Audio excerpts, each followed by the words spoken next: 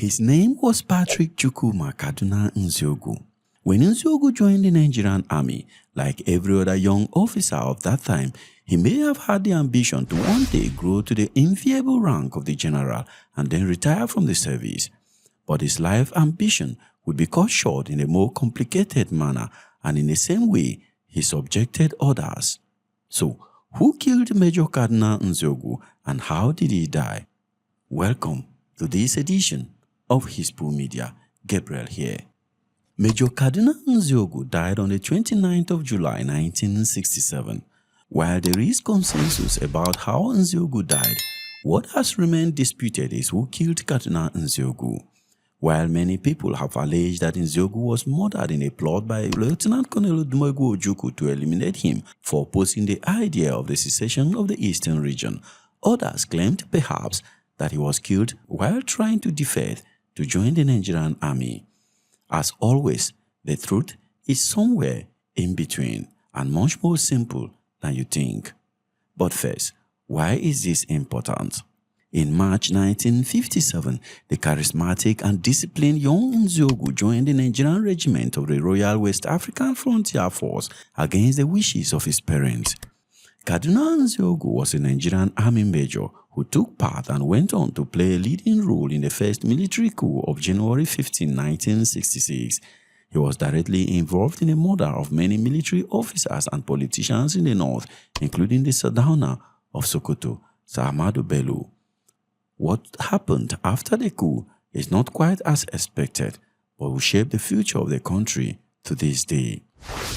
However, for his role in this coup, Major Kaduna Nzeogwu was imprisoned by the military regime of Major General Aguiyi at the notorious Kirikiri Maximum Security Prison in Lagos. His co-conspirators were also initially detained there, but many of them were later moved to prisons in the eastern region. For instance, Major Ifeajuna was detained in Uyo prison in present-day Akwa Ibom State.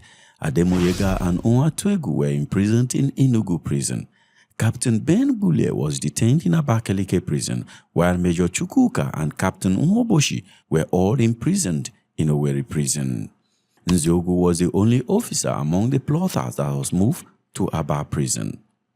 After Ironsi was overthrown in July 1966, Nzeogwu remained in prison until he was released in March 1967 by the Eastern Region's military governor, Lieutenant Colonel Ojukwu.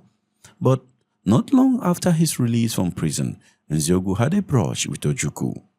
Before anything could be mustered by Nzeogwu, his activities were curtailed after his release from prison. He and Ojukwu did not see eye to eye. Nzeogwu was never enthusiastic about secession from Nigeria. In 1967, Nzeogwu articulated his view in an interview with Dennis Ejendu. According to him, unquote, secession would be ill-advised, indeed impossible. Even if the East fight a war of secession and wins, it still cannot succeed. Personally, I don't like secession, and if this country disintegrates, I shall pack up my things and go. In the present circumstances, confederation is the best answer as a temporary measure. In time, we shall have complete unity. End of quote. But as you or anyone else would expect, this interview did not go down well with Ojukwu. And as you may know, this interview became the last official statements attributed to Nzeogwu before his death. Meanwhile, relations between Ojukwu and Nzeogwu deteriorated further as Nzeogwu made no secret of his desire for a united Nigeria. Even though the war between Nigeria and Biafra was imminent, in April 1967, Ojukwu suspended Nzeogwu from all military activities. This time, the immediate pretext was Nzeogwu's involvement in the battle simulation military training exercise in Abakaliki and other towns in the eastern region. As you may know, the previous year, Kaduna Nzeogwu had turned the nighttime training exercise Damisa into a full-blown coup.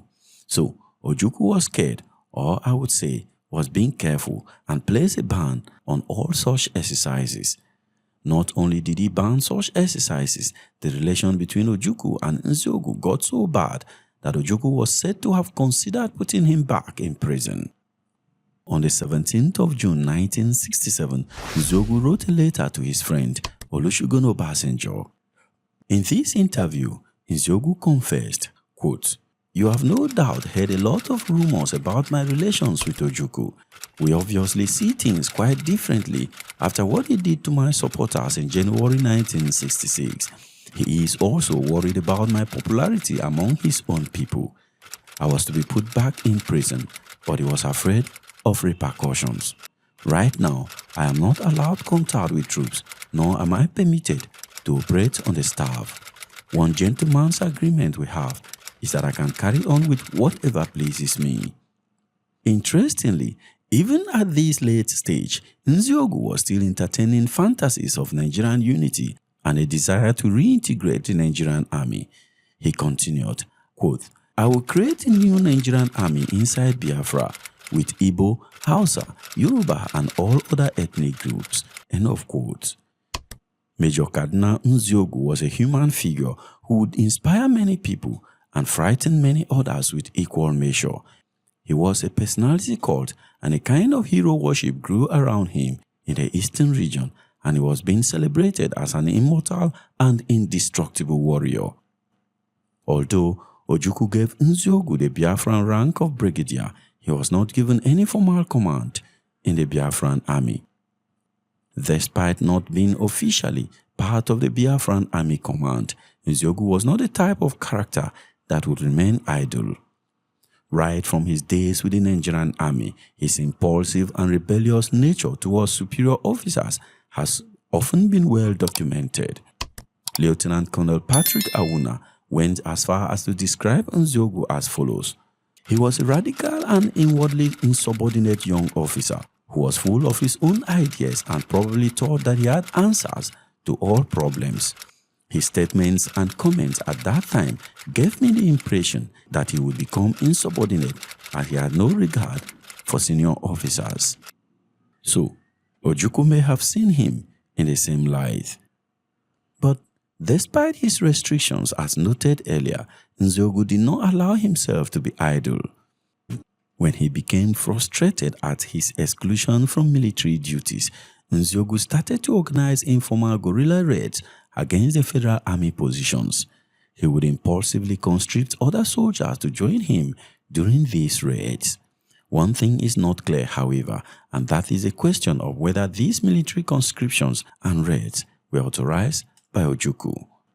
Whatever may be the answer to this question, it later became clear that junior Biafran foot soldiers were reluctant to be conscripted by Nzeogwu.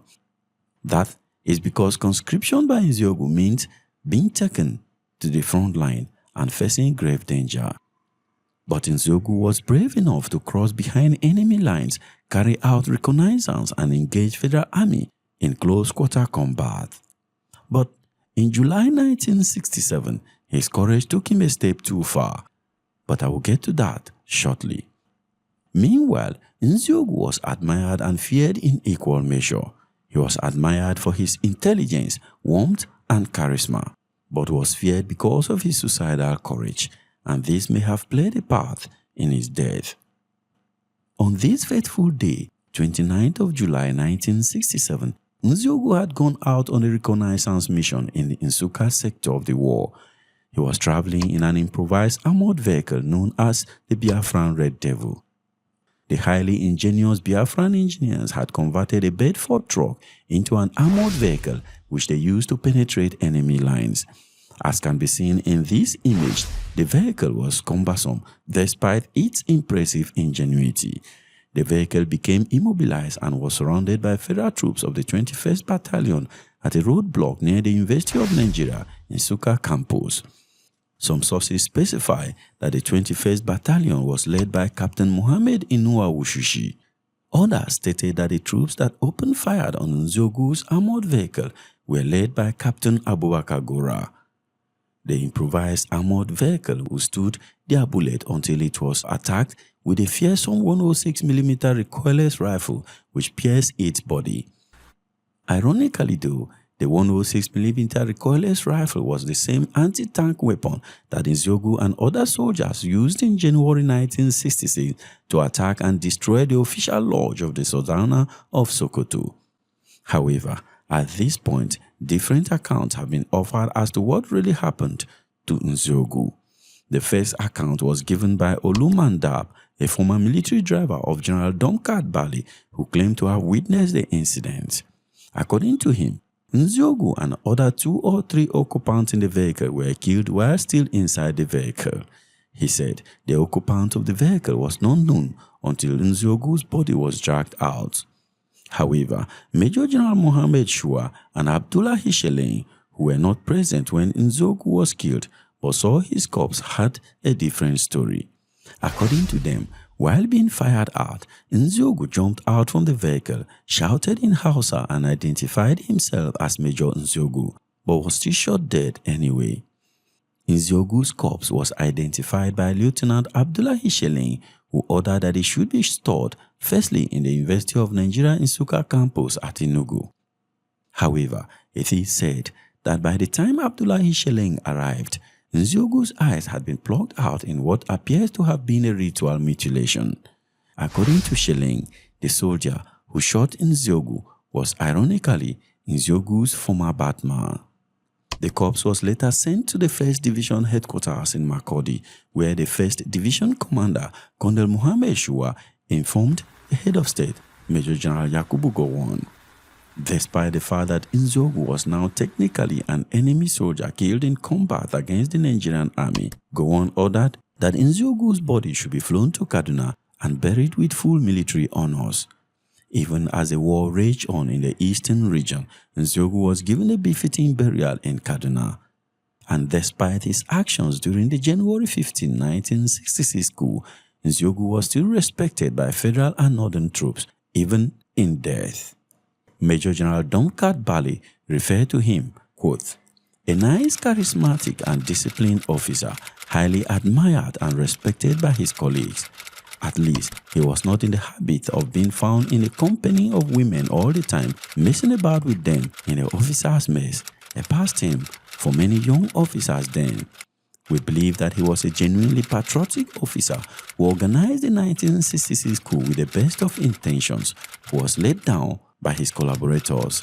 If we had captured him alive, he would not have been killed. I believe he probably would have been tried for his role in the January 15 coup, jailed and probably freed after some time. His death was regrettable." End of quote. Would you like to see a full video about the short but controversial life of Major Chukwuma Kaduna Nzeogwu? Let me know in the comment section. For more stories like this, click here and don't forget to book the like button on this one and subscribe to Hispo Media. Thank you very much for watching. Peace.